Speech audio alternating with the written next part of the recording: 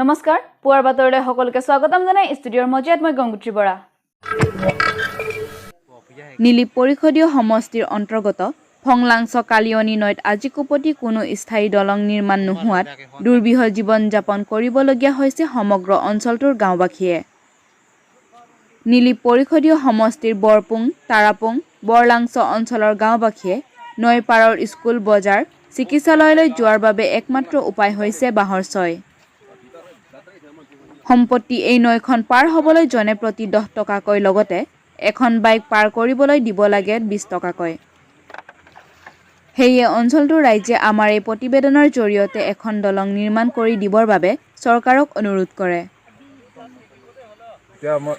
আমাৰ চাহবিলাক আহি ইয়াতে অলপ নদীতে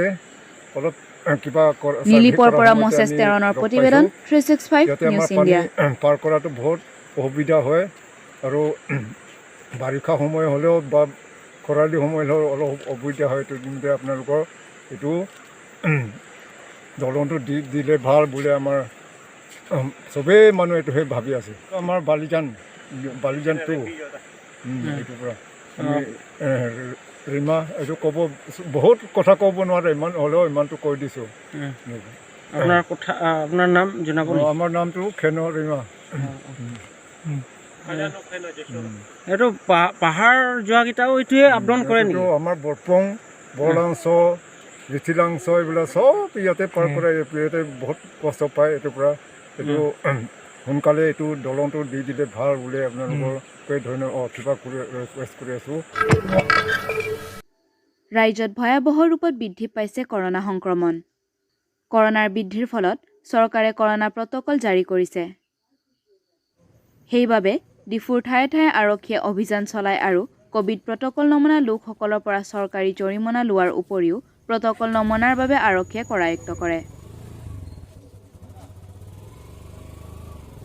ডিফুৰ পৰা অজিত গগৈৰ প্ৰতিবেদন 365 নিউজ ইণ্ডিয়া।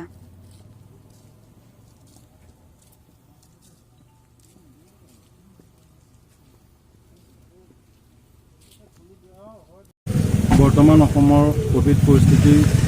সংক্ৰান্তত আমাৰ মাননীয় এডিশ্যনেল SP হেডকোৱাৰ্টাৰ ছাৰ আৰু IC TOP আৰু ডিফু থানাৰ ষ্টাফ TOP ষ্টাফ মিলি ইয়াত COVID-19ৰ যিটো সংক্ৰামক সংক্ৰান্তে মানুহক এৱাৰনেছ দিবৰ কাৰণে আমি ইয়াত মানে সজাগতা হিচাপে মানুহক জনাবৰ কাৰণে ইয়াত ডিউটি কৰা হ'ল। আৰু ইয়াত যিখিনিয়ে মানে COVID-19 প্ৰট'কলবিলাক যিবিলাকে মনা নাই তেওঁলোকৰ এগেইনষ্টত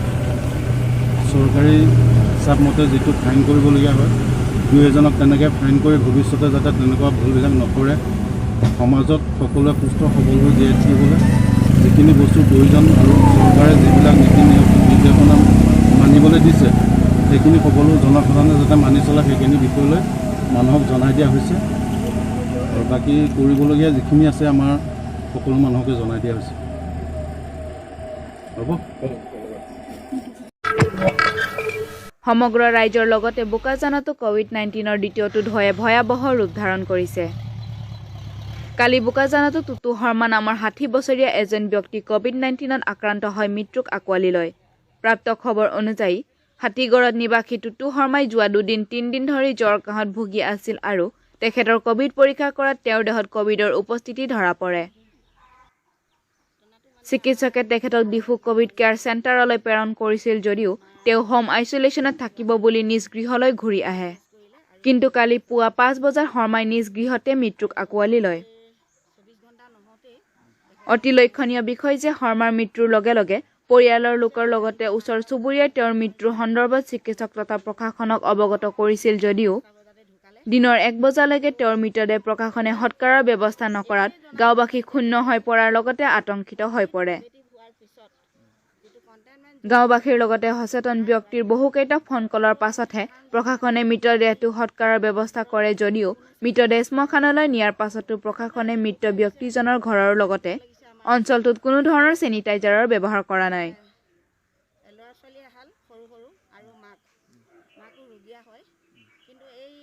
বোকাজানৰ পৰা বিষ্ণু লেখথেৰ প্ৰতিবেদন 365 নিউজ ইণ্ডিয়া। অহা নাই বোকাজানৰ পৰা বিষ্ণু লেখাৰ প্ৰতিবেদন এবি নিউজ কাৰ্বি আংলং ঘটনাটো মানে আমাৰ হাতীগড় গাঁৱৰ নিবাসী আমাৰ টুটু শৰ্মাৰ মানে যোৱাকালি ক'ভিড টেষ্ট কৰিলে আৰু সেই ক'ভিড টেষ্টত তেওঁ পজিটিভ ওলালে আৰু এই 24 ঘণ্টা নহওঁতেই তেখেতৰ মৃত্যু হ'ল মৃত্যু হৈছে ৰাতিপুৱা 5টা বজাত আমি ফোনৰ যোগেদি তেওঁৰ পৰিয়ালৰ লগত যোগাযোগ কৰিছোঁ তেওঁ 5টা বজাতে ঢুকালে কিন্তু আমি এইটোৱে জনাব বিচাৰোঁ এতিয়া দুখেৰে ক'ভিড পজিটিভ হোৱাৰ পিছত যিটো কণ্টেইনমেণ্ট জ'ন যিটো বেনাৰ লগাই থৈ যায় তেতিয়াতো আমি জনসাধাৰণে আমি সেই মানুহ ঘৰত কোনো ছাইডৰ পৰা আমি সহায় কৰিব নোৱাৰোঁ তথাপিতো আজি দুখ লাগিছে এইটো কাৰণেই দুখ লাগিছে আমাৰ সেই পৰিয়ালটোত ল'ৰা ছোৱালী এহাল সৰু সৰু আৰু মাকো ৰোগীয়া হয় কিন্তু এই 2টা বজালৈকে আমি মানে এই ডেড বডি নিবলৈ তাৰমানে অহা নাই বা প্ৰশাসনে সেইটো ব্যৱস্থা লোৱা নাই বুলি মই বা গাফিলতি হৈছে বুলি মই ভাবোঁ আজি কাৰণ এই ধৰণে যদি হয় আমি এতিয়া যিমান জানিছোঁ আমাৰ গাঁওখন ক'ভিড পজিটিভ বহুত কেইটা পৰিয়ালত ক'ভিড পজিটিভ এতিয়া বৰ্তমান আমি কণ্টেইনমেণ্ট জ'নত আছে গতিকে এনেকুৱা যদি পৰিস্থিতি হয় যে যিটো আমাৰ প্ৰশাসনে হওক বা যিটো ইনিচিয়েটিভ ল'ব লাগে বা আমাৰ মেডিকেলৰ তৰফৰ পৰা এতিয়া ডেড বডি লৈ যোৱা হৈছে অলপ আগত আপোনালোকে দেখিছে ডেড বডি লৈ গৈছে ডেড বডি নিয়াৰ পিছত ইয়াত কিন্তু এজনো ব্যক্তি নাই মানে মেডিকেলৰ ছাইডৰ পৰা যে ঘৰটো চেনিটাইজাৰ হ'বনে নহ'ব আমি সেইটো প্ৰশ্ন কৰিব বিচাৰোঁ বৰ্তমান সময়ত আমি প্ৰশ্ন এটা আমি নাজানো আমি এটা প্ৰশ্ন কৰিব বিচাৰোঁ যে সেই পৰিয়ালটোৰ বা সেইখিনি ঠাইত চেনিটাইজাৰ হ'বনে নহয় কিমান সময়ত ঢুকাইছিলে পুৱা 5টা বজাত আৰু ডেড বডি কেতিয়া নিছে ডেড বডি আপোনাৰ এই 2টা বজাত নিছে হয় আৰু এতিয়ালৈকে চেনিটাইজাৰ কৰা হৈছে এতিয়ালৈকে চেনিটাইজাৰ হোৱা নাই আপোনালোকে দেখিছে ডেড বডি লৈ গ'ল এতিয়ালৈকে কোনো আমাৰ মেডিকেল তৰফৰ পৰাই আহিব নে প্ৰশাসনিক তৰফৰ পৰাই আহিব আমি সেই কথাটো এতিয়াও জ্ঞাত নহয় তথাপি আমি এই চেনেলৰ জৰিয়তে আমি জনাব বিচাৰোঁ আমি এটা অনুৰোধ কৰিব বিচাৰোঁ গাঁওবাসী আমি শংকিত হৈছোঁ সেইকাৰণে আমি অনুৰোধ কৰিব বিচাৰোঁ প্ৰশাসনক আৰু মেডিকেলক আমি এটা কথাই অনুৰোধ কৰিব বিচাৰোঁ যে এই কথাটোত অৱহেলা নকৰি সোনকালে ক্ষিপ্ৰগতিত যিটো